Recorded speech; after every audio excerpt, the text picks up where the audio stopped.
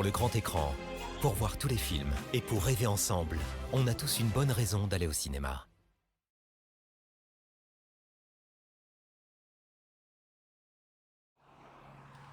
Mesdames et messieurs, bonjour. La petite surprise que je vous ai annoncée dimanche soir. Voilà, vous savez que je suis en vacances cette semaine, mais je ne me voyais pas en fait ne pas vous proposer malgré tout le tour des sorties de la semaine. Et donc je me suis dit comment le faire. Est-ce que j'emmène mon setup en vacances? Je me suis dit ouais non c'est chiant, faut emmener le micro, faut emmener le casque, la cam et tout. Et du coup, je me suis dit, bah, on va faire une exclu YouTube pour une fois. Ce sera pas en direct. Je sais pas ce que ça va donner, mais toujours est-il qu'on va faire le tour. Et puis, bah voilà, on commence tout de suite. J'espère que ça, malgré que ce soit pas en direct, ça va vous plaire et que vous allez voir des présentations de films qui vont vous plaire à vous. Il y a des beaux films. Il y a des films dont que je suis curieux de découvrir. On regarde ça tout de suite. Présentation. Et on commence avec un premier film pour cette semaine du 19 juillet, Oppenheimer, dont on regarde la bande-annonce tout de suite.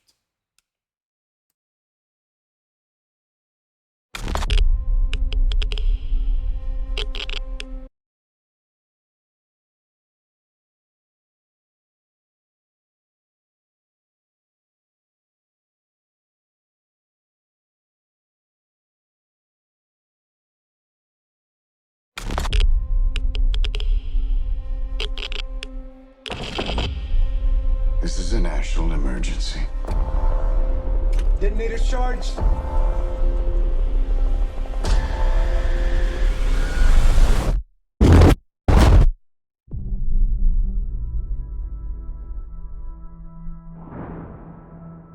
We're in a race against the Nazis. And I know what it means. If the Nazis have a bomb.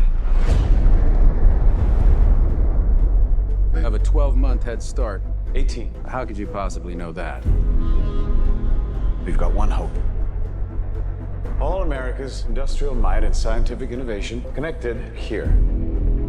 A secret laboratory. Keep everyone there until it's done. Let's go recruit some scientists. Build a town, build it fast. If we don't let scientists bring their families, we'll never get the best. Why would we go to the middle of nowhere for who knows how long? Why? Why? How about because this is the most important thing to ever happen in the history of the world? You're the great improviser, but this you can't do in your head. Are we saying there's a chance that when we push that button, we destroy the world? Chances are near zero. Near zero. What do you want for theory alone? Zero would be nice.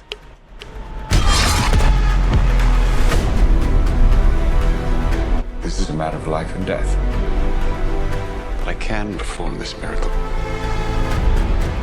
World War II would be over. Our boys would come home. That's happening, isn't it? The world will remember this day. Our work here will ensure a peace mankind has never seen.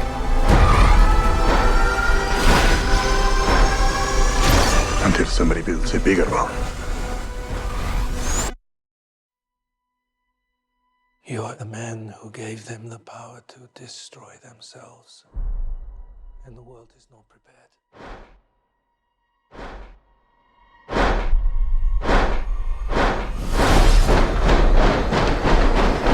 Eight, 7, 6, 5, 4, 3. Truman needs to know what's next. 2, What's next? 1.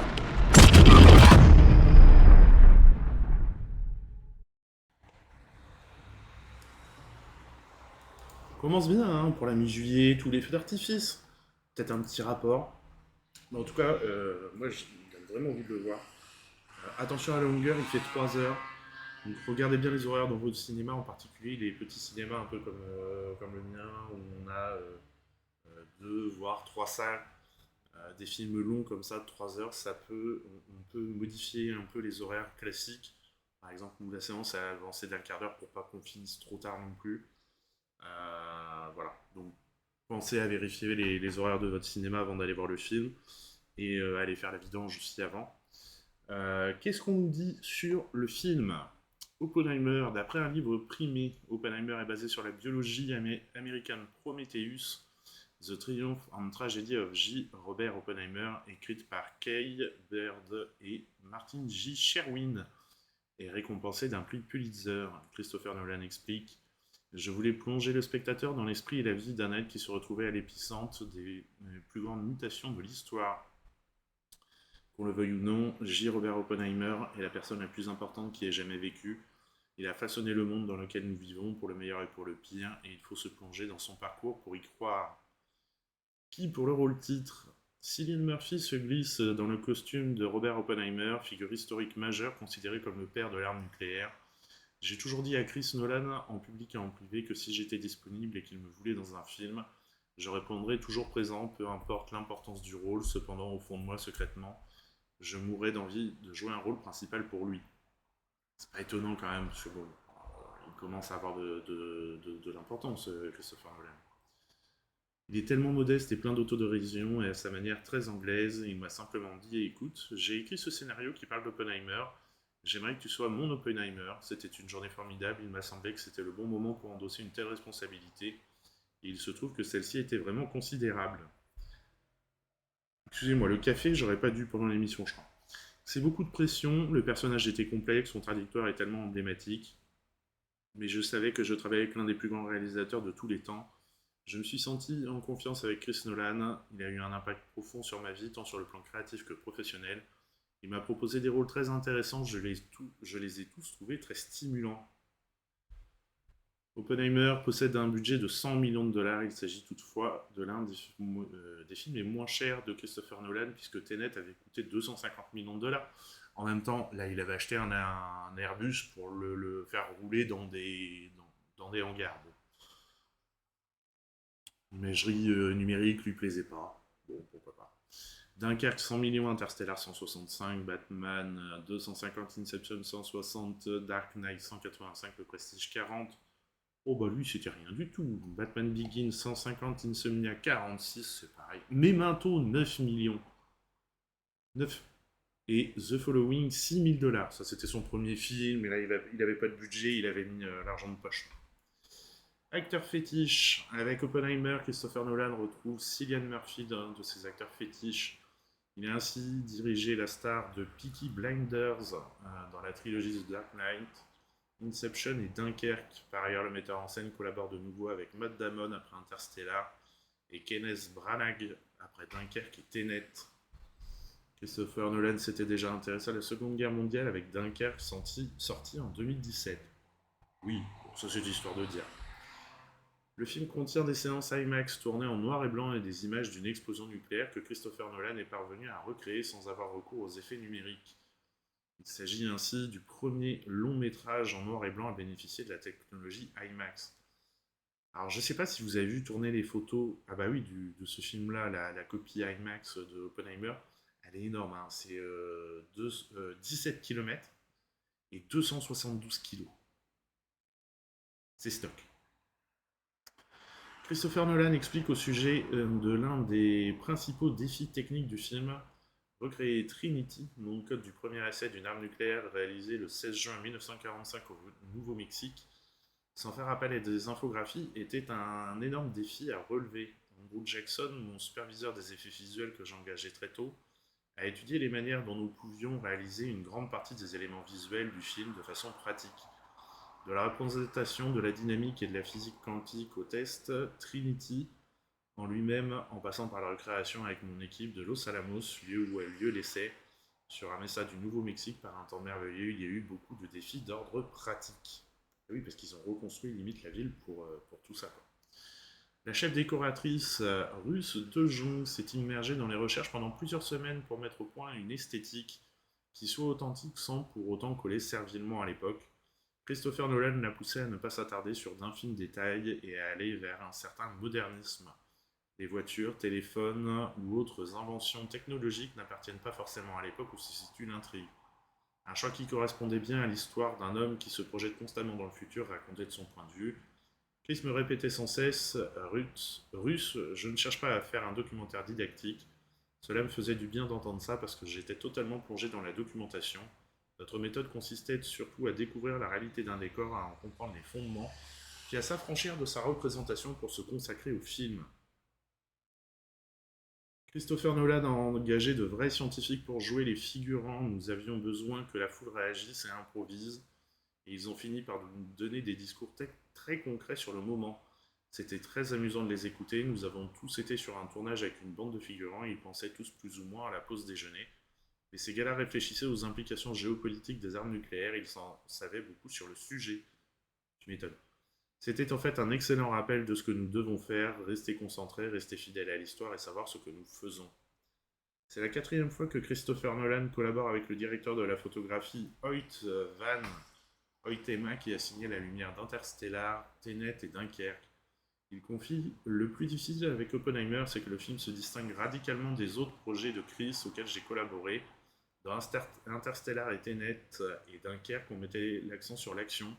Oppenheimer relève davantage du thriller psychologique et s'attache au visage des personnages. » Nolan rajoute « Le style visuel que Hoyt et moi avons choisi pour ce film était à la fois très simple et très puissant. Il n'y a pas de barrière entre l'univers du film et le spectateur, pas d'effet de stylisation, en dehors des scènes en noir et blanc. Mais pour les scènes en couleur en particulier, on voulut une lumière très simple, sans fioritures, aussi naturelle que possible, capable de mettre en valeur les matières. Qu'il s'agisse des costumes, des décors ou des lieux de tournage, on cherchait le réalisme et les détails. Oppenheimer dure précisément 3h09. Alors c'est marrant parce qu'on a reçu les fichiers et c'est marqué 3h01. Pourquoi pas. Il s'agit du film le plus long de Christopher Nolan, pourtant déjà habitué aux œuvres de plus de 2h30 puisque Interstellar durait 2h49. Dark Knight 2h32 et Tenet 2h30. Oh, petit joueur. Choix des formats. Oppenheimer a été exclusivement tourné en IMAX, a été tourné avec des caméras grand format, des Panavision 65 mm et des IMAX 65 mm. Les objectifs grand format vous donnent avant tout une incroyable netteté. C'est un format qui permet au spectateur de s'immerger totalement dans l'histoire et l'univers dans lequel vous le transportez. Je m'étonne, là, pour le coup, la carte postale, elle y est complètement, quoi. Oppenheimer est un récit d'une envergure et d'une ampleur hors du commun, mais je tenais malgré tout à ce que le spectateur soit transporté dans les bâtiments où les événements les plus importants ont eu lieu comme s'ils y étaient et qu'il discutait avec ses scientifiques dans ces moments cruciaux. Oppenheimer a été classé R aux États-Unis, interdit aux moins de 17 ans non accompagné par un adulte. Alors c'est pas du tout le cas en France. Pour des questions relatives à la sexualité et à la nudité. Ah bon ? Pour Christopher Nolan, il s'agit d'une grande première depuis 2002 et Insomnia, car tous ses opus suivants avaient été classés PEGI 13, déconseillés aux moins de 13 ans soumis à un accord parental. Christopher Nolan a envisagé de tourner sur les lieux mêmes de Los Alamos, où certaines constructions du projet Manhattan ont été préservées intactes, mais le site actuel ne correspond plus au Los Alamos du projet Manhattan. Il y a désormais des bâtiments modernes, dont un Starbucks, qu'il aurait été trop difficile ou trop coûteux de ne pas cadrer ou d'effacer grâce aux technologies numériques. Russe de Jong a mis au point une reconstitution minutieuse de Los Alamos qui a ensuite été transformée en maquette 3D. Celle-ci occupait tellement de place qu'elle a dû être stockée dans la cour du bureau de production, puis elle a été ramenée à une dimension plus modeste lorsque les producteurs ont compris que la construction d'un décor de Los Alamos grandeur nature serait prohibitive. Ça se comprend, ça. Alors que les auteurs changeaient de plan, une nouvelle stratégie s'est imposée. Les extérieurs de Los Alamos allaient être construits à Ghost Ranch, refuge de 8500 m² dans le nord du Nouveau-Mexique, et la plupart des intérieurs allaient être tournés sur les lieux mêmes de Los Alamos. Un parti pris stimulant pour les acteurs car il leur permettait de tourner plusieurs scènes, la même où les Oppenheimer ont vécu. Pardon. Au casting, nous retrouvons Matt Damon, Josh Hartnett, deux acteurs ayant chacun joué dans un film marquant sur la Seconde Guerre mondiale. Il faut sauver le soldat Ryan pour le premier et Pearl Harbor pour le second. Pour les costumes de Cillian Murphy, Helen Mirojnik souhaitait montrer que son raffinement s'exprimait nettement dans sa garde-robe, son style s'affirme à travers les nuances de bleu de ses chemises, qui mettent en valeur ses yeux d'un bleu perçant. Oppenheimer a conservé la même silhouette toute sa vie. La chef costumière, grâce à ses recherches, a découvert que son poids était le seul paramètre qui affectait sa physionomie. Celle-ci semblait plus imposante à l'époque de l'explosion de la bombe et de ses conséquences. Son style, cependant, est demeuré inchangé. Par ailleurs, le chapeau était un élément central dans l'allure d'Oppenheimer. La chef costumière a contacté des chapeliers à New York et en Italie pour concevoir une réplique de la célèbre forme du chapeau, mais c'est Baron Hatz, légendaire chapelier hollywoodien, qui a fabriqué le couvre-chef. A noter l'apparition furtive d'Albert Einstein, incarné dans le film par Tom Conti. Christopher Nolan a fait appel aux superviseurs d'effets spéciaux Scott Fisher et Andrew Jackson pour créer l'explosion atomique, en leur demandant de ne pas recourir aux images infographiques. J'avais effectué une explosion nucléaire de manière infographique dans The Dark Knight Rises qui fonctionnait très bien, mais j'avais aussi compris qu'avec un événement réel comme Trinity, l'infographie ne pourrait procurer le sentiment de menace qu'on ressent avec des images réelles. Scott Fisher et Andrew Jackson ont alors commencé à mener des expériences, fracasser des balles de ping-pong l'une contre l'autre, projeter de la peinture sur un mur, élaborer des solutions de magnésium lumineuse, et à les filmer avec des petites caméras numériques en très gros plans avec diverses fréquences d'images. Nolan leur disait alors « Parfait, vous êtes sur la bonne voie, maintenant trouvez le moyen de filmer ces effets avec de gigantesques caméras IMAX. » C'est oui, de la petite caméra et de la petite... Il est exigeant. Au final, la méthode grâce à laquelle les images des explosions atomiques ont été tournées reste un secret absolu. Et pour le moment, on n'en saura pas plus. Et en même temps, il faut toujours une part de mystère. Je finis mon café, on change d'affiche, on change d'ambiance aussi.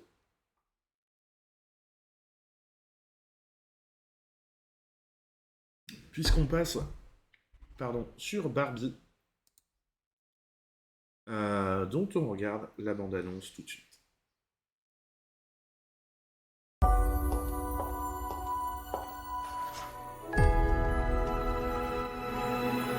Hey Barbie,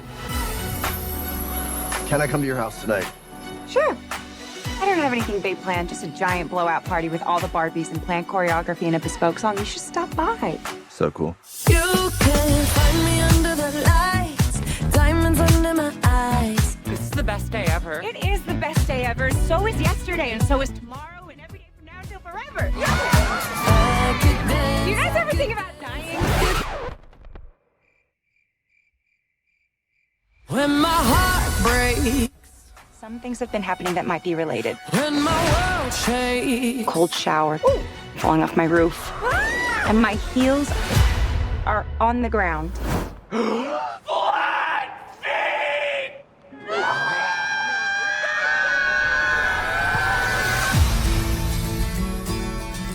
What do I have to do? You have to go. To the real world. You can go back to your regular life, or you can know the truth about the universe. The choice is now yours. The first one, the high heel. You have to want to know. Okay? Do it again. closer I am fine. Closer I am fine. I'm coming with you. Okay.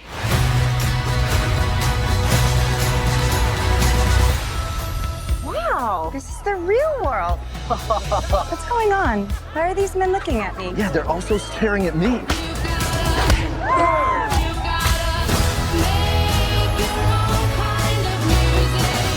Barbie in the real world. That's impossible. If this got out, this could mean extremely weird things for our world. This would be catastrophic! We haven't played with Barbie since we were like 5 years old. Oh. No one rests until this doll is back in a box. Even if nobody else sings along. Humans only have one ending. Get that Barbie! Ideas live forever. No, I won't let you do just one appendectomy. But I'm a man. But not a doctor. Can I talk to a doctor? You are talking to a doctor. And I need a clicky pen? No. A sharp thing? No. There he is. Doctor! Somebody get security. It's Barbie, bitch, if you still in doubt. Je dois bien avouer qu'à l'annonce du projet, moi j'étais quand même vachement sceptique, et que quand je vois ces dernières bandes annonces, je me dis, il y a quelque chose. Alors, qu'est-ce qu'on nous dit sur ce film? Un projet au long cours. Le film Barbie est un projet qui remonte à 2009. C'est à l'époque Universal qui avait acquis les droits auprès de Mattel. En 2014, c'est Sony Pictures Entertainment qui annonce un film live consacré à la célèbre poupée. Il faudra attendre encore 2 ans pour que cela se concrétise un peu plus avec l'arrivée d'Amy Schumer au casting dans le rôle titre. Finalement, l'actrice et humoriste abandonne le navire en 2017 en raison d'un conflit d'emploi du temps. Anne Hathaway est un temps envisagé pour la remplacer avant que ce soit finalement Margot Robbie, l'heureuse élue. Et j'aime beaucoup Anne Hathaway, mais je pense que Margot Robbie a un physique plus punchy pour ce rôle. Pour Greta Gerwig, scénariste, productrice et réalisatrice du film, Barbie est une icône adulée dans le monde entier, dont l'histoire remonte à la fin des années 50, et ce projet était jubilatoire pour moi. Barbie est un mythe que nous connaissons tous, mais j'y voyais quant à moi un personnage dont l'histoire méritait d'être racontée, une histoire que j'allais pouvoir raconter d'une manière originale en rendant hommage à sa mythologie, tout en rendant son univers vivant, moderne et viscéral. Si Amy Schumer et Anne Hathaway furent envisagées pour donner vie à la plus célèbre des poupées, c'est finalement Margot Robbie qui a été choisie pour jouer Barbie. Greta Gerwig dit à son sujet « Margot est notre Barbie emblématique et comme elle dit dans le film, je suis la Barbie que tout le monde a en tête quand on pense à Barbie. Et quand on songe à la blonde, la plus belle, la plus joyeuse, la plus agréable qu'on ait jamais vue, c'est Margot. Et je tenais par-dessus tout à lui laisser la liberté d'être extrêmement drôle. » Ryan Gosling ou rien. On a écrit le rôle spécialement pour Ryan Gosling, même s'il est formidable dans un registre dramatique. Je savais qu'il pouvait être très drôle car je l'avais vu dans les émissions du Saturday Night Live. Il n'y avait pas de plan B, il fallait que ce soit Ryan. Le comédien souligne que son personnage n'est pas là pour mettre en valeur Barbie. Il n'a pas d'identité propre, si bien qu'il évolue dans une sorte d'enfer existentiel, mais on lui attribue un boulot intitulé Plage. Il ne sait pas vraiment de quoi il s'agit, mais il tient à se montrer à la hauteur. Interprète du rôle titre, Margot Robbie est également productrice du film. C'est même elle qui a obtenu les droits du projet, l'a soumis à la Warner et l'a piloté. C'est grâce à elle que Greta Gerwig s'est vue proposer la réalisation de Barbie. On s'est rencontrés, j'étais une immense fan de son parcours de comédienne, mais ensuite on a discuté, je me suis rendu compte que c'est aussi une formidable productrice. Elle est d'une intelligence incroyable, très investie et passionnante. L'idée de la multiplicité des Barbie et des Ken est dès mon premier rendez-vous avec Mattel au moment où j'ai commencé à évoquer plusieurs personnages. On m'a dit non, nous n'avons pas différents personnages, toutes ces femmes incarnent Barbie. Et j'aurais répondu que si toutes ces femmes étaient Barbie, alors Barbie était toutes ces femmes. On m'a dit oui, en effet. Emma Mackey, l'une des interprètes de Barbie, ajoute « S'il y a bien un point sur lequel Greta a été très précise, c'est que nous ne formions qu'un seul personnage, nous ne formions qu'un seul être, mais nous incarnions toutes différentes déclinaisons particulières de la même Barbie. » L'acteur John Cena a passé un casting pour incarner l'un des Ken du film, mais n'a pas été retenu. Toutefois, le comédien apparaît bien dans le long-métrage, dans le rôle d'un triton. Il doit sa présence à l'écran à Margot Robbie. J'ai rencontré Margot par hasard et je lui ai dit que j'étais prêt à jouer n'importe quel rôle car j'aime vraiment le film. Ils m'ont demandé si je voulais être un triton et j'ai dit ok. Je n'ai jamais travaillé avec Margot auparavant, nous nous sommes rencontrés par hasard et c'est comme si nous étions amis. Le tournage de Fast 10 avait littéralement lieu en face de celui de Barbie. Vous savez, Margot prend beaucoup de décisions elle-même sur Barbie. Barbie interdit au Vietnam, allons bon. Barbie ne sera pas visible dans les cinémas du Vietnam. La raison ? L'une des scènes de Barbie montre en effet la ligne en 9 traits, soit la démarcation indéfinie qui délimite une portion de la mer de Chine méridionale sur laquelle la Chine affirme détenir une souveraineté territoriale, ce que le Vietnam voit comme une violation de la sienne. Jusqu'où on va chercher des détails. Voilà, donc je pense qu'il peut être intéressant. Alors, à mon avis, il n'est pas du tout pour les enfants. Déjà, de par sa durée, il fait 1h50 de tête. Donc c'est pour des enfants un peu grands, hein. On n'est pas des enfants de 3 ans voir ça, voir ce film, ça, n'importe quoi, comment je parle. Voir ce film, c'est pas du tout la cible, et c'est plus un Barbie pour adultes qu'un Barbie pour enfants. Voilà. Allez, on change d'ambiance avec le prochain film, La Maison du Mal, dont on regarde la bande-annonce tout de suite.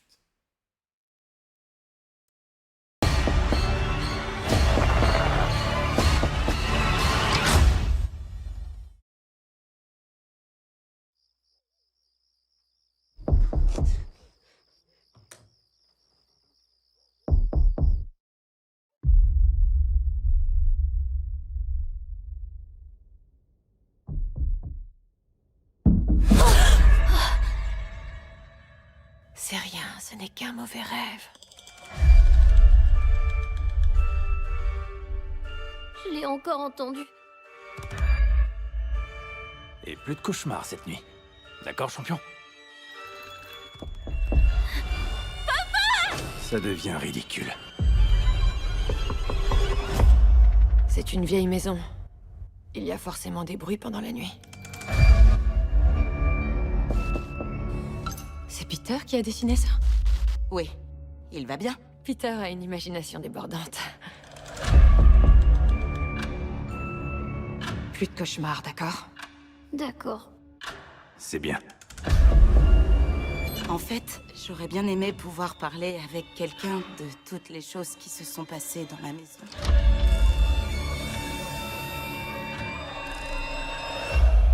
Maman?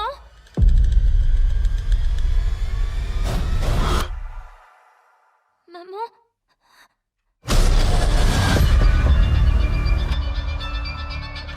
Peter, parfois, on est obligé de prendre certaines décisions pour protéger sa famille.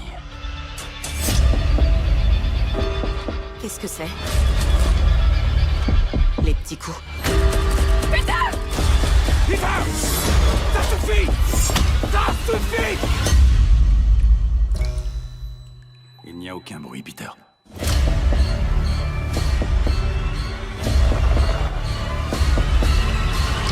Tu as une magnifique imagination, mais un jour ça risque de te jouer des tours.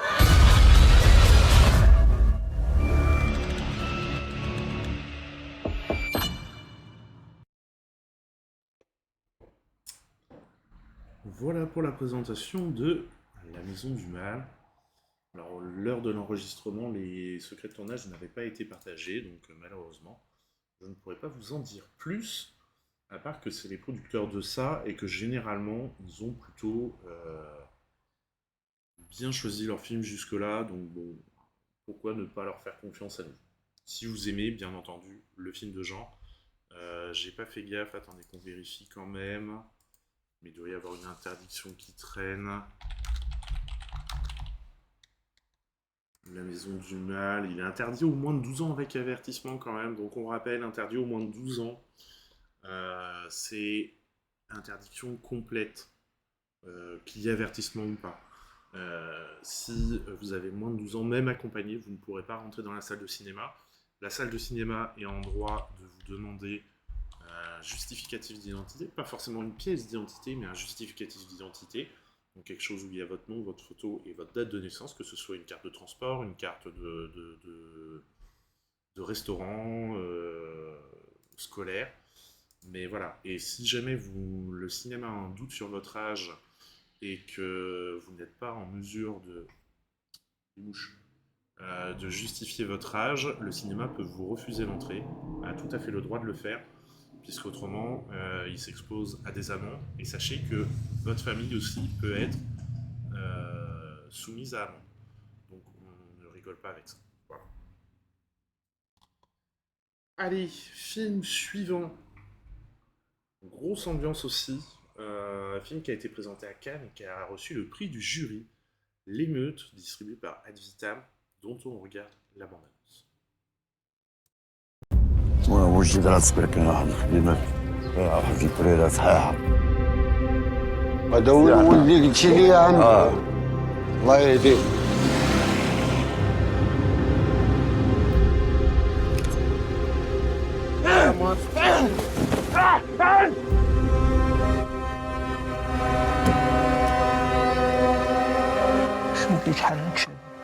الشريف اوت.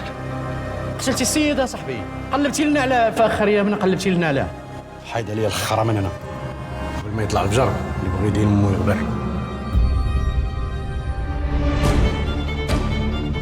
معايا على شي بلاصه انا شي حفره ولا شي بلاصه. لا حلا خدمت لي. حي لا حي لا حي.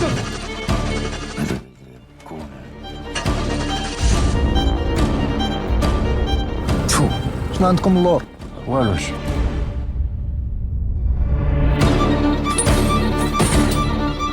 باغا تخرج غتورينا شنو كاين في المالا ولا غنحول لك امك؟ والله الشاف الفنيه ديالنا بغيت نتهنى منهم هاد الليله. انا راه ما نفوتش ولا. انت مسطي ديال امك ولا شنو؟ كون راجل، واحد فينا يكون راجل. ولا يهضر يموت.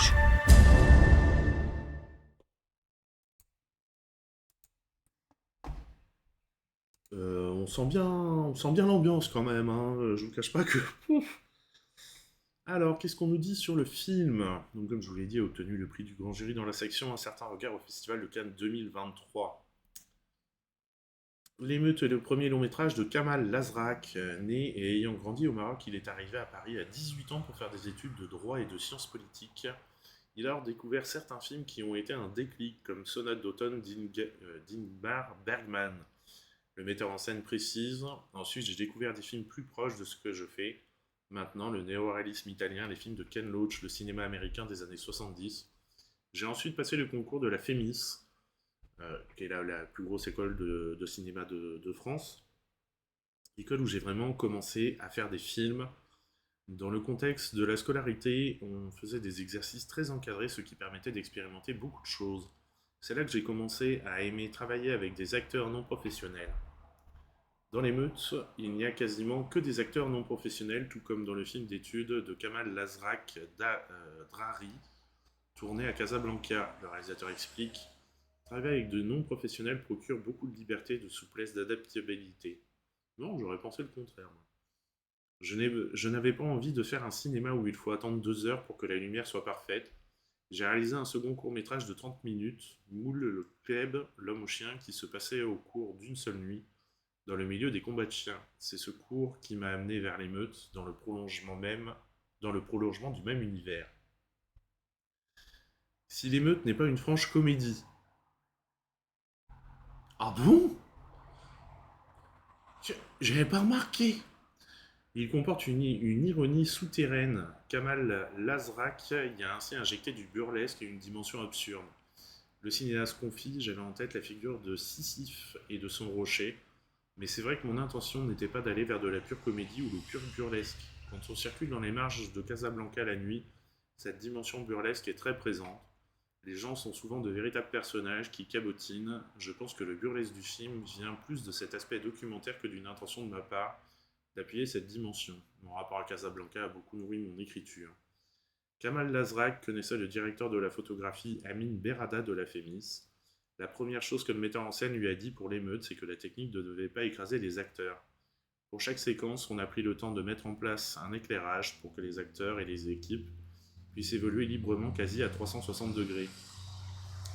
Je lui ai aussi dit que je souhaitais une image très organique, très charnelle, en assumant les défauts. Il ne fallait pas faire du léché. Je préfère quand il y a du grain, quand c'est un peu baveux. Surtout dans cette ambiance-là, ouais, c'est vrai que ça doit rajouter quelque chose. Pour la scène autour du puits, Amin avait prévu d'installer des projecteurs sur grue afin d'éclairer toute la zone du puits. C'était trop lourd et compliqué, les 2 acteurs ne comprenaient pas trop, ça donnait une image trop conventionnelle. On s'est regardé comprenant que le film n'était pas là. Finalement, on a allumé les phares de la camionnette, on a vu ce que ça donnait. Les visages surgissaient de l'obscurité, ils retournaient. On s'est dit, voilà, le film est là. On ne voit pas tout parfaitement, il y a des défauts, mais c'est vivant, c'est dans le ton du film. Qui pour le fils Ayoub Elaïd, qui joue Issam le fils. Pour le trouver, Kamal Lazrak a travaillé avec un directeur de casting marocain, Amin Louani, qui a des contacts dans tous les quartiers populaires de Casablanca. Le réalisateur se souvient: j'ai rencontré une centaine de jeunes, j'ai remarqué Ayoub sur une photo, il me faisait penser à Franco City. Dans Hackathon, je l'ai rencontré, je l'ai filmé, il dégageait vraiment ce côté pasolinien. J'ai continué à chercher et quand j'ai voulu revoir Ayoub, il avait disparu, on l'a recherché et retrouvé dans son village. Il est revenu vers nous, mais ne comprenait pas. Je ne suis pas acteur, disait-il, il fallait le convaincre. J'ai passé du temps avec lui dans son quartier, on a bu des cafés, ça l'a mis à l'aise, il était intense dans tous ses gestes, même quand il touillait son café. Le plateau a été un déclic, il est rentré en jeu, il a compris tout de suite les enjeux, il n'avait pas de texte, je lui ai expliqué les points importants de la séquence, il l'a joué, se l'approprier sans texte à apprendre, il nous a tous étonnés, il se comportait comme un acteur professionnel, mais avec son authenticité brutale. Le travail avec lui résultait d'un mélange entre des petites indications très précises et sa liberté de s'approprier la scène. Le père est joué par Abdelatouf Mastouri. Kamal Lazrak ne parvenait pas à trouver l'acteur non professionnel pour ce rôle. À partir d'un certain âge, les hommes que je rencontrais étaient très intimidés alors qu'Hassan est quelqu'un de décidé. C'est finalement Ayoub qui m'a présenté Abdelatif, voyant que je ne trouvais pas. Abdelatif tenait un petit stand informel de sardines grillées. Son visage à la fois solaire et marqué m'a impressionné, on lui a proposé, on a fait des essais avec les 2 acteurs, ça a fonctionné. La vie d'Abdelatif est très chargée, romanesque, il a bourlingué en Europe, a été champion de taekwondo, fait de la prison. Il avait quelque chose à exprimer. Lui aussi a vite compris comment fonctionnait le cinéma. Parfois il était fatigué, à d'autres moments il s'embrouillait avec les gars du quartier, mais comme avec Ayoub, j'avais créé une relation avec lui en amont et du coup il était très impliqué. Les deux étaient heureux et fiers de voir qu'une équipe de cinéma leur faisait confiance. Ils avaient envie que ça marche. Voilà pour ce film. Allez, on va aller vers une petite comédie. Si l'affiche veut bien venir. Sous le tapis, qui part d'une situation qui est dramatique finalement, puisque c'est la mort. Et dont on a un traitement léger, avec de très bons acteurs. Moi j'ai beaucoup aimé découvrir ce film, dont on regarde la bande-annonce. Jean! Jean! Je suis désolé, madame.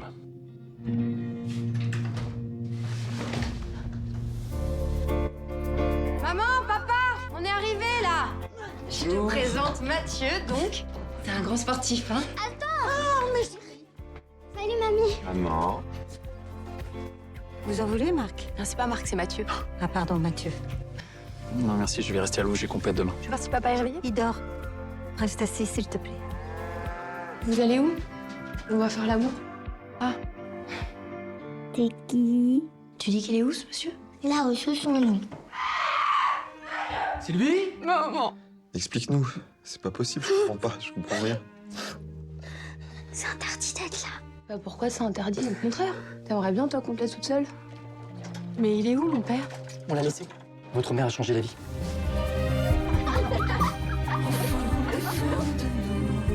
Que c'est joli. Vous êtes complètement malade, hein? Madagascar, ils sortent les morts et dansent avec. Mais on n'est pas à Madagascar, t'es con, quoi?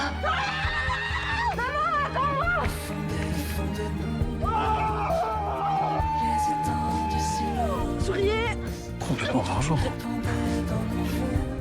J'aimerais bien qu'on soit un peu plus complices. Mais on est complices.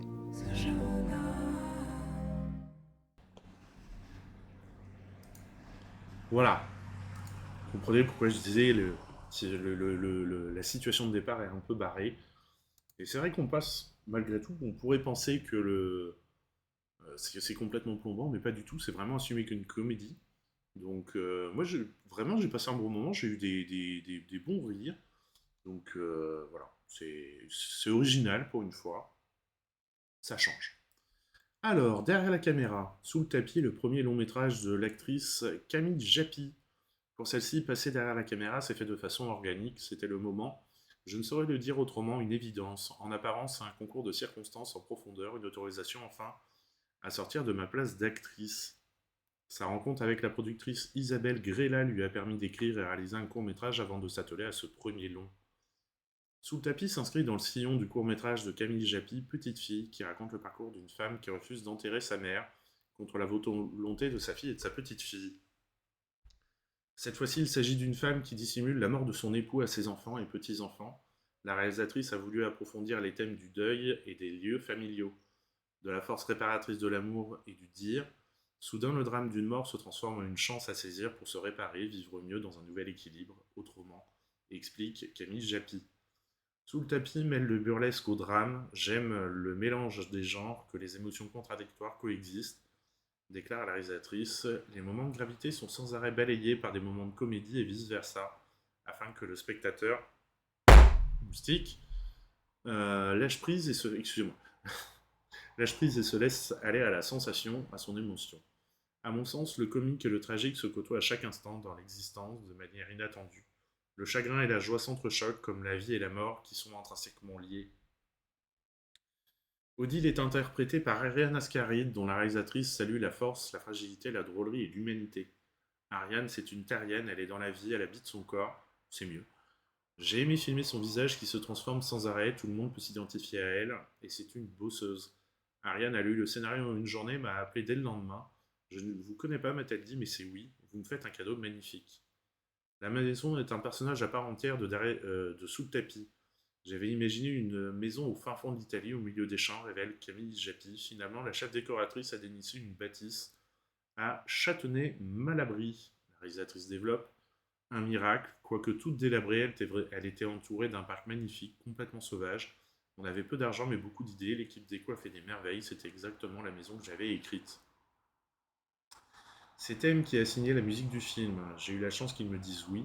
Quel cadeau, je voulais un rocker pour cette histoire de famille, toujours cet amour des contrastes, pour sortir des codes du film de famille et rendre les choses plus organiques, universelles.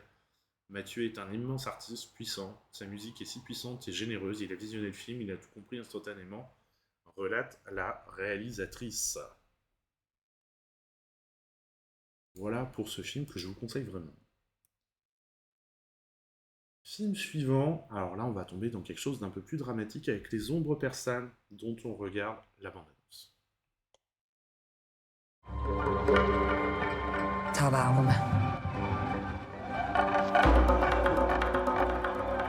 جلال دیروز شهرستان بوده من دیدمش تو خیابون زیر بارون.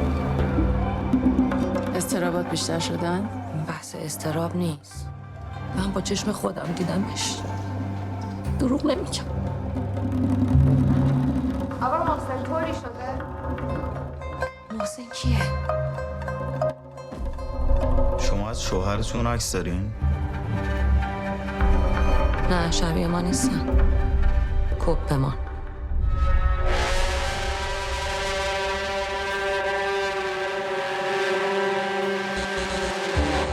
خندیدین یاد خانومم افتادم. خب آره دیگه.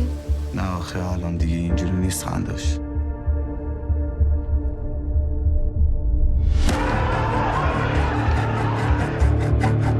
برو خانوم، برو زندگی تو جمع کن.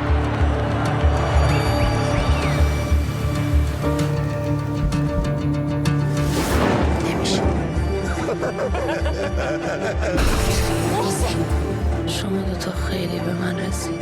من اشتباه. هرچی هست از من تو گنده تره.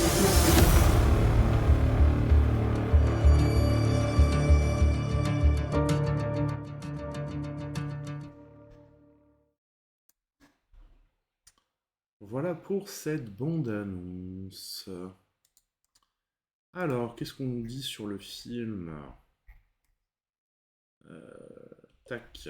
Naissance du projet. Le co-scénariste de Mani Agiji, Amir Reza Kouestani, qui est également metteur en scène de théâtre, travaille sur la traduction d'une pièce horrifique intitulée Le Nombre, dans laquelle un père dont l'enfant vient de mourir décide de le cloner.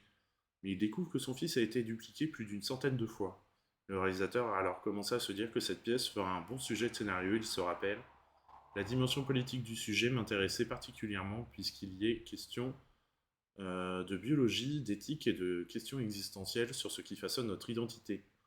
Qu'est-ce que cela fait d'avoir un clone? Comment pourrait-on vivre avec cela? Le sujet m'intéressait d'autant plus que des années plus tôt, j'avais vu une exposition en Iran composée de photos de guerre prises durant le conflit entre l'Iran et l'Irak. Parmi elles, il y avait une photo de moi. Elle présentait un soldat touché à la tête, mort sans doute, transporté à l'abri par 2 de ses camarades. Cet homme me ressemblait de façon plus que troublante. Ses traits n'étaient pas seulement similaires aux miens, ils étaient parfaitement identiques. Ce n'était pas le fruit de mon imagination, car mes amis présents étaient eux aussi troublés de l'existence de ce clone. J'ai commencé à réfléchir à cette idée du double, comment vous étiez liés. La question est à la fois mystérieuse et très forte sur un plan purement dramaturgique. Les ombres personnes empruntent au cinéma réaliste, social et fantastique. Mani Hadjidji précise « Écrire le film fut un long processus, près de 9 ans ont été nécessaires. La plus grande difficulté était de préserver l'équilibre entre tous ces éléments. Je ne voulais pas faire un film expérimental comme mes précédents, je voulais au contraire faire à la fois un film fantastique, social et un thriller psychologique, sans sacrifier pour autant le côté philosophique et abstrait du propos. Mani Hadjidji a déjà travaillé à maintes reprises avec Taraneh Ali Dousti, en la dirigeant dans ses films précédents ou en lui donnant la réplique en tant qu'acteur. Idem pour Navid Nomadazadeh. Leur jeu est naturellement subtil, discret, sans excès, et c'est dans cette direction que je suis allé. Je leur ai demandé de ne pas marquer les différences entre les deux versions de leurs personnages. Je leur ai assuré que le maquillage ou les vêtements suffiraient amplement à les distinguer, qu'ils n'avaient nul besoin d'en rajouter. En revanche, je leur ai demandé de se concentrer sur 2 choses. La première, les similarités qui existent entre Farzaneh et Bita, mais aussi celles entre Jalal et Moshen, car c'est là tout le cœur du film, leur ressemblance, leur apparente gémellité. La seconde indication que je leur ai donnée, c'est d'aimer leurs personnages. Je voulais qu'ils les aiment, les abordent avec le plus d'empathie possible, qu'ils comprennent leurs agissements et leurs émotions. Moshen devait faire apparaître sa confusion, sa paranoïa, son sentiment d'insécurité et le fait qu'il soit jaloux. Ça n'excuse pas pour autant, mais pour moi la responsabilité d'un acteur est de le défendre. Le scénario étant assez dense, le réalisateur ne voulait surtout pas en rajouter en stylisant le film. Il confie « Je voulais une approche frontale, directe. Bien sûr, j'ai cherché à donner au film un style visuel, mais il ne fallait pas qu'il empiète sur le récit. Côté photographie, avec ses clairs-obscurs et ses obscurités profondes interrompues par des sources de lumière brusques, la photographie du film est à la fois réaliste et expressionniste.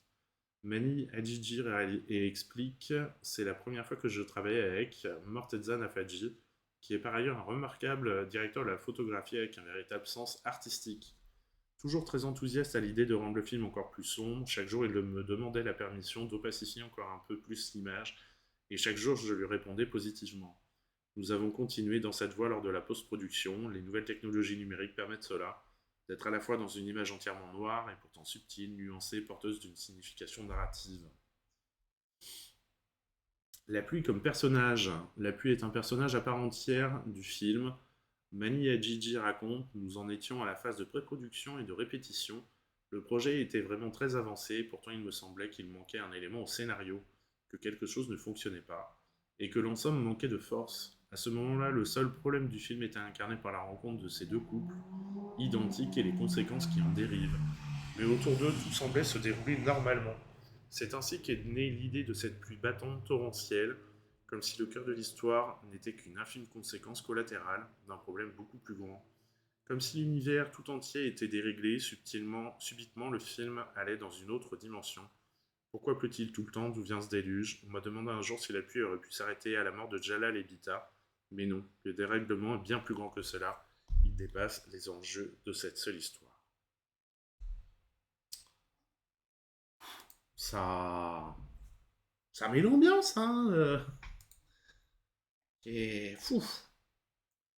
Allez, film suivant, on change de continent et on part en Asie avec le nouveau film. Le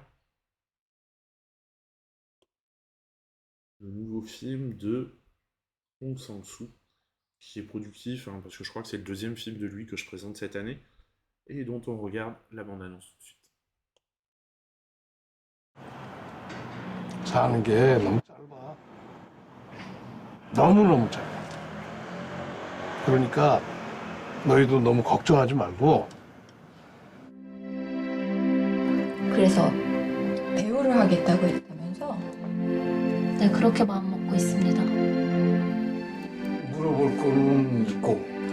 예, 제가 물어볼 게 좀 많습니다. 네, 저는 김기주입니다. 저 선생님 관해서 다큐멘터리 찍고 있습니다. 사는 게 뭐 별거 있어? 실컷 먹어, 어? 술을 못 마시니까 이렇게 먹어야 돼. 너무 빨간데요?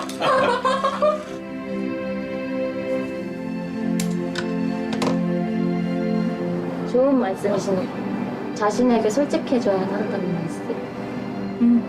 그래야지만 그 사람의 맛이 진짜로 우러나올 수 있는 거예요.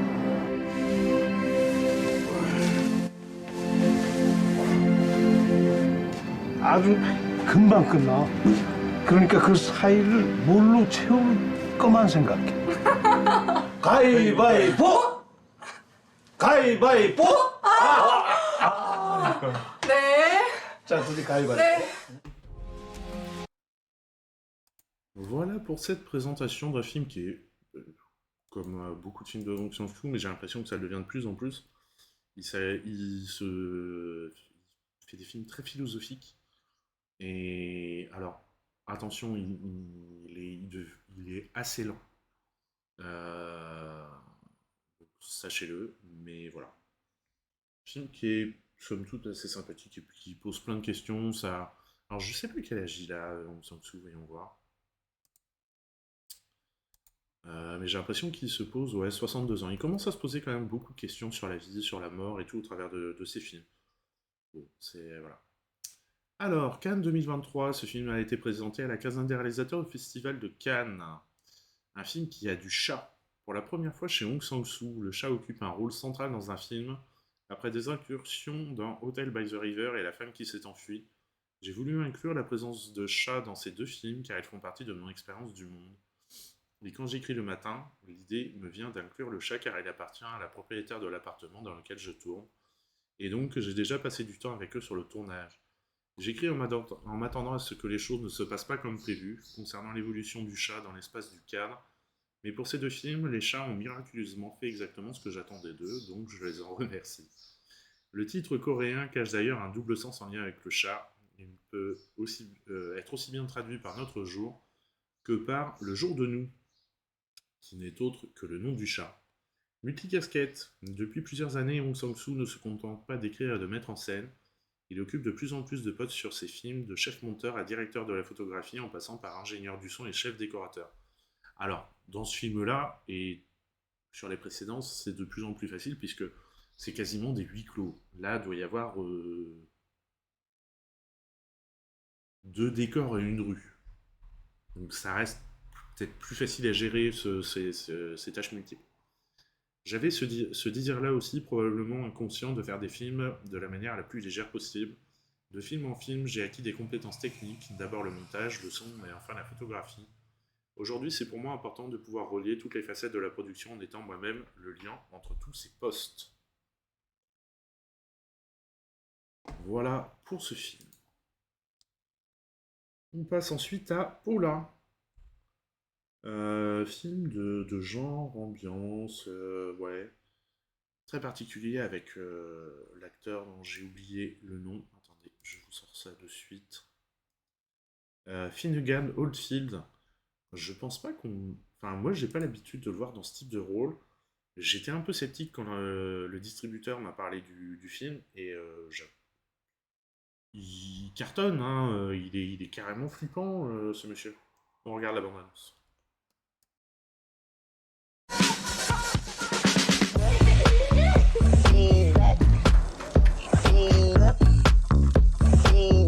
Tu fais quoi, Nénette? J'appelle maman.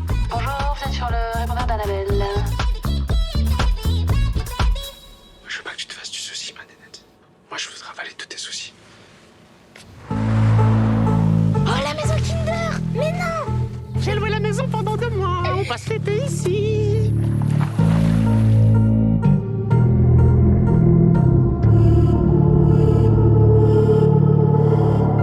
Tu me manques. Pourquoi t'as maigri comme ça? Tu manges des protéines, Paula? C'est pour les veaux le lait. D'accord.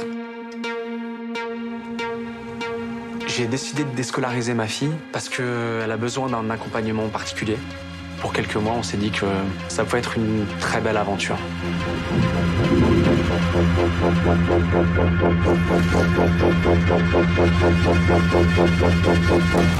On va être bien, d'accord? On va être libre.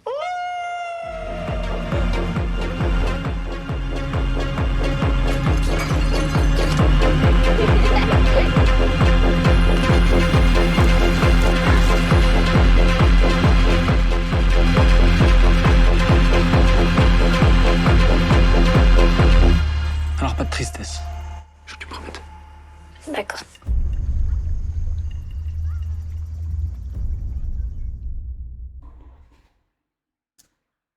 Voilà pour cette bande-annonce. Alors, c'est vrai que c'est dit dès le début qu'il a un problème psychiatrique, ce monsieur, mais plus ça va, plus ça monte, plus c'est... Mais c'est bien amené, vraiment, c'est... Très, très chouette film. Une réalisatrice issue de sciences sociales après des études de philosophie et d'ethnologie, Angela Otoba réalise au Mozambique son premier court-métrage. Elle tourne ensuite un documentaire, un moyen-métrage et 2 courts-métrages avant de se consacrer à Paula, son premier long-métrage dont elle reçoit le prix Beaumarchais, le prix spécial des scénarios. Disons qu'il m'a fallu du temps pour m'autoriser la fiction. J'ai fait des études de philosophie et d'ethnologie. Ce parcours m'a amené vers une observation précise de la réalité. Mes parents sont enseignants et chercheurs, ils m'ont transmis un rapport au réel assez rigoureux, mais qui n'est pas en soi l'endroit de ma liberté ni de mon expression. Je dirais que mes études ont été une préparation pour rencontrer le monde.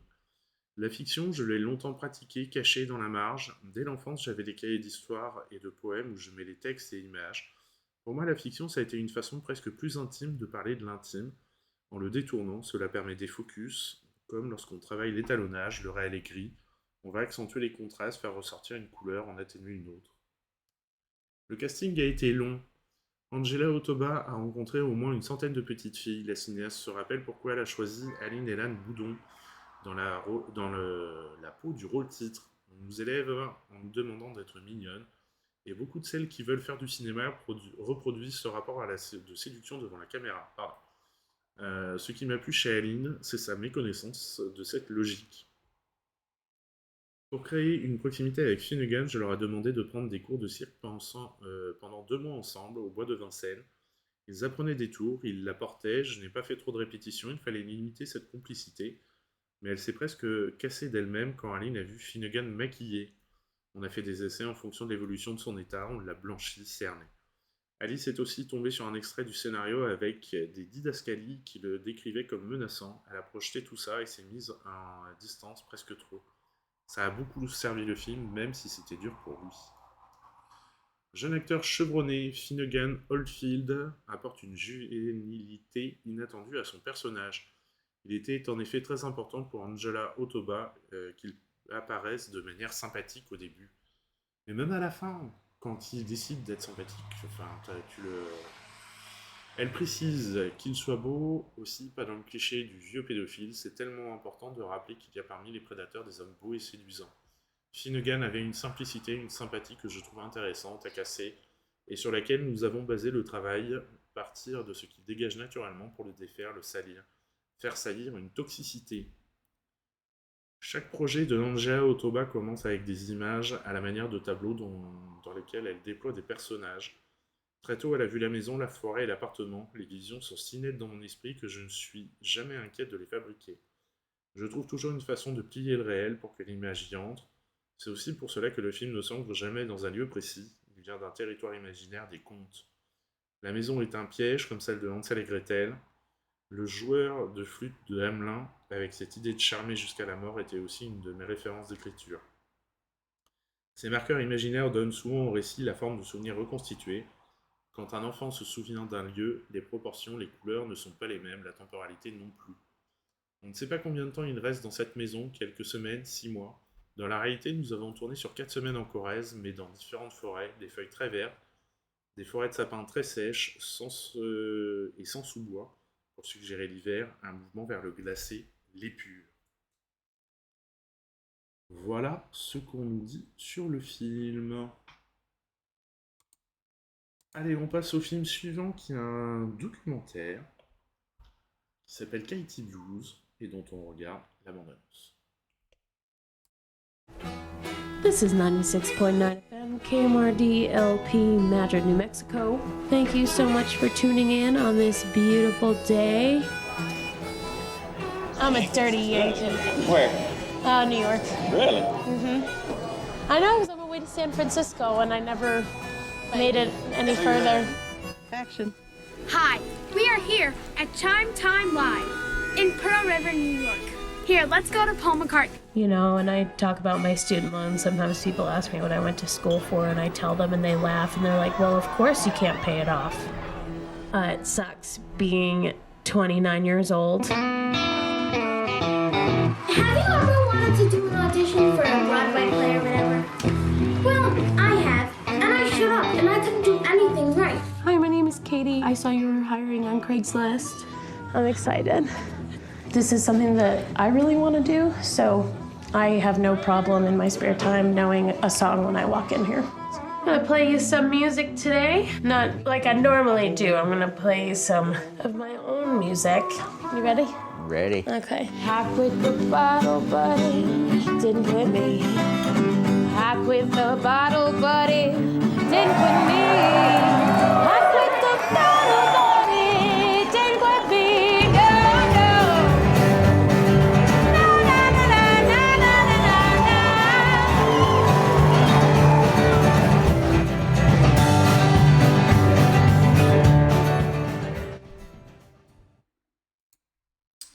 Voilà pour cette bande-annonce de cette jeune fille. Alors c'est marrant parce que j'ai vu des presses de Cannes qui disaient que, je sais pas si on va voir ça dans ce qu'on dit sur le film, que c'était un film sur la jeunesse sous Trump. Je trouve pas que ce soit le cas. C'est une jeunesse en Amérique et cette galère aux États-Unis, des études qui sont payantes et des gens qui s'endettent pour faire leurs études. Et cette absurdité, voilà, c'est tout. C'est pas forcément Trump qui est. Enfin, moi, je l'ai pas ressenti comme ça, toujours. Cannes 2023, ce film a été présenté à la CID au Festival de Cannes 2023. Genèse, c'est de la rencontre entre Katie et Justine Harbonnier en 2013 qu'est né le projet. La réalisatrice venait de tourner en Floride son premier court-métrage. Il y a un ciel magnifique et du film, Angèle Bertrand, où apparaissait Katie. C'est en 2016, alors qu'elle vivait à Montréal et que Donald Trump venait de remporter l'élection présidentielle américaine, que la réalisatrice a eu le désir de faire un film sur les désenchantements qu'elle observait chez les personnages de son âge. Je reprends donc contact avec Katie, je parle à la voir à Madrid, au Nouveau-Mexique, dans cet endroit. Je disais Madrid, oui. Non, c'est vrai qu'il y a un Madrid au Nouveau-Mexique aussi. Qui est complètement à part, à la marge, où on maintient le rêve des années Flower Power. Donc on a d'un côté ce lieu qui m'inspire pour la force symbolique qu'il charriait de l'autre Katie, à un moment assez difficile, en plein spleen, qui me fait vraiment écho, éprouvant des sentiments dans lesquels je me reconnais. On peut voir dans le film des images VHS de l'enfance de Katie, filmées par sa mère et par elle-même. Ayant eu une enfance particulière, dès 6 ans, elle se produisait dans des spectacles sur Broadway et a été dans une école de chant qui avait pour vocation de faire de ses élèves des stars. Katie a été filmée, a pris l'habitude de se mettre en scène dès l'âge de 5 ans. J'ai appris l'existence de ces images après le début du tournage, et en les découvrant, j'ai retrouvé là aussi plein de détails de moi, de mon enfance, de choses que j'avais pu faire. Et puis il y avait cet aspect de Katie très irrévérencieux, rebelle. Elle jouait avec des Barbies, elle les met en scène pour les ridiculiser, se moquer des white trash, développe la réalisatrice. Elle ajoute « Je voulais que ces images arrivent dans le récit comme des pensées qui hantent Katie, la petite fille avec sa naïveté joyeuse et sa pointe de tristesse. » Nous fait revivre des épisodes précis du passé. Avec Katie Blues, Justine Harbonnier a voulu montrer comment le politique se manifeste par le biais de l'intime et comment certains des grands moments de l'histoire qui ont marqué sa génération peuvent avoir un impact sur le plan personnel. Elle précise, mais je voulais éviter de poser un regard surplombant, le film épouse le point de vue de Katie et ne cherche pas à livrer de discours. Au contraire, c'est un film qui explore, qui se trompe avec Katie, qui ne cherche pas à être dans la maîtrise absolue, mais qui essaie de saisir une certaine pulsion de vie, ce désir qui menace de s'éteindre pour Katie. Et du coup, oui, bon, histoire politique. Moi, je suis, alors pour le coup, je suis passé à côté. Attends, pause, hop. Allez, avant-dernier film de cette semaine du 19 juillet, Navigators, dont on regarde la bande-annonce.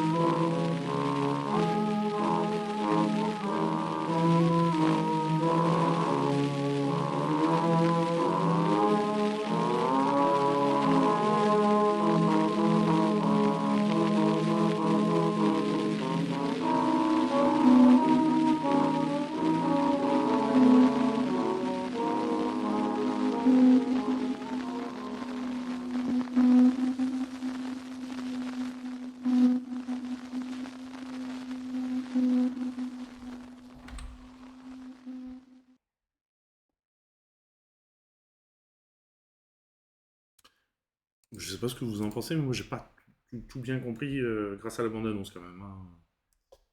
Alors, qu'est-ce qu'on nous dit sur le film? C'est très rapide. Note d'intention. Plus qu'un documentaire historique, Navigators est un film historiographique qui s'inscrit autant dans la tradition du film essai que dans le champ expérimental du found footage. Je ne cherche pas à illustrer des faits avec des images qui semblent leur correspondre le mieux, mais à donner aux spectateurs et spectatrices les armes pour entrer dans un rapport critique avec les matériaux qui composent le récit. Hein? Eh ben démerdez-vous avec ça. Allez, c'est l'instant. Alors, désolé Calusarium si tu regardes cette vidéo. J'ai toujours pas pris le temps. Faut qu'on se cale un moment pour faire ce jingle film indien.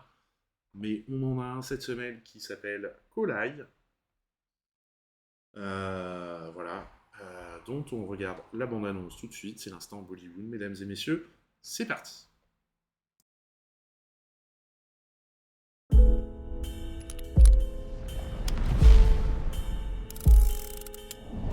Perfect மர்டர்னு எதுவுமே இல்லை. எல்லா மர்டர்லேயும் ஒரு ஃப்ளா ஒன்று நிச்சயம் இருக்கும்.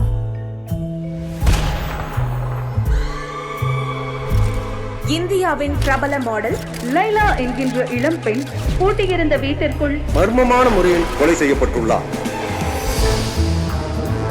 Look for the flaw, recognize the passion, understand the motive, and identify the killer.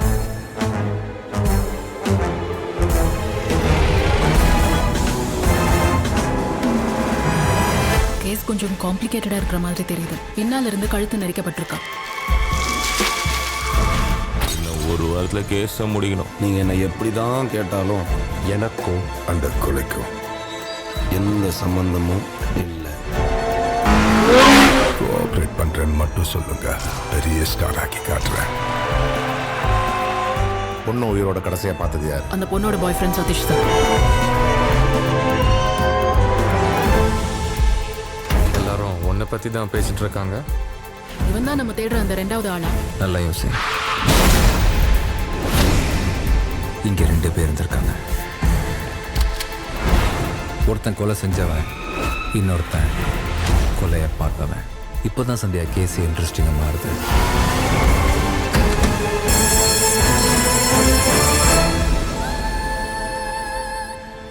One can live a life that's worth dying for. நானும் பிறந்தேன், வாழ்ந்தேன். சாணிக்கிறதுக்குள்ள என்ன கொண்டுட்டாங்க. யாரு கொன்னாங்க, ஏன் கொன்னாங்க, எப்படி கொன்னாங்கன்னு உங்களுக்கு தெரியணும்னா நான் யாருன்னு நீங்க முதல்ல தெரிஞ்சுக்கணும்.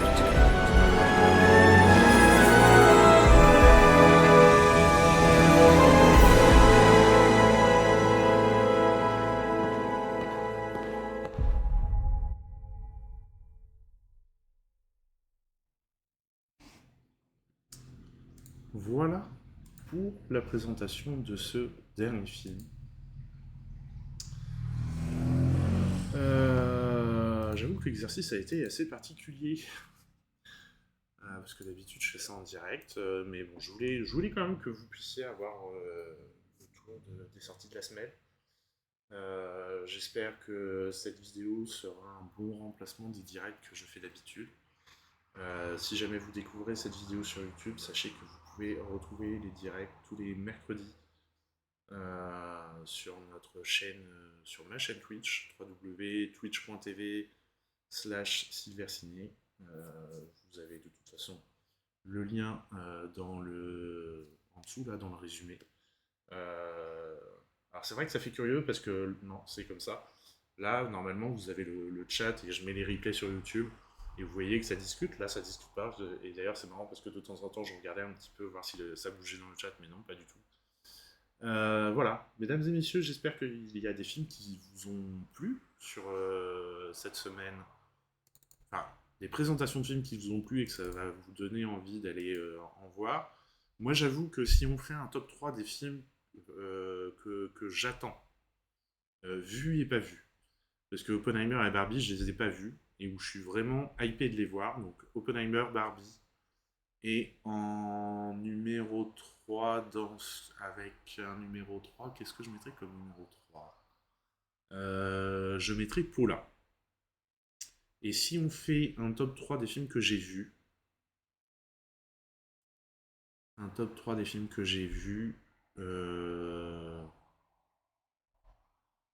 Paula, l'émeute sous le tapis. Voilà, comme ça vous avez mes ressentis sur les films et mes envies sur les films. Mesdames et messieurs, je ne sais que dire, je cherchais à faire un raid, mais non, il n'y a pas de raid puisqu'on n'est pas en direct. N'oubliez pas d'aller au cinéma, de découvrir les films sur grand écran, c'est toujours mieux. On va essayer de se lancer une petite musique. Mesdames et messieurs, à la semaine prochaine pour des rendez-vous en direct. J'espère que cette vidéo vous aura plu. N'hésitez pas à mettre un petit commentaire ou à m'envoyer un message MP sur Discord. Bonne soirée et à bientôt.